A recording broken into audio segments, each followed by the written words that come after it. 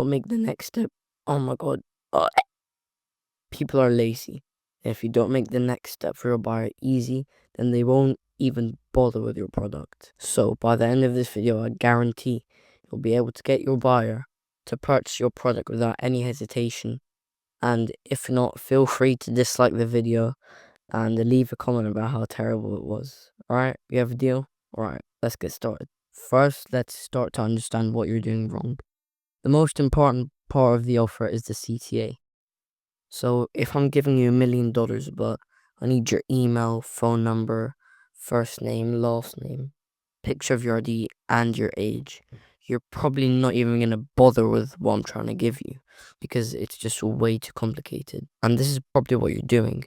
Your offer could be so good, but you're making it way too complicated for your buyer, and they have no idea what next step to take, and they simply just forget about your offer and what message you're actually trying to give them.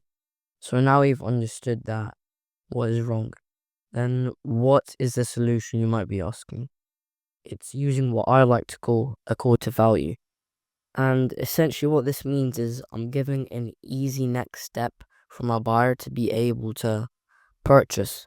So for example, if I'm promoting a newsletter that will help you sign your next client in 7 days, then instead of saying sign up, instead of the button just saying sign up, which is super bland and boring, I would give you a call to value like, teach me how to sign clients.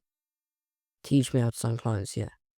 So this is giving them an easy and actual next step to take.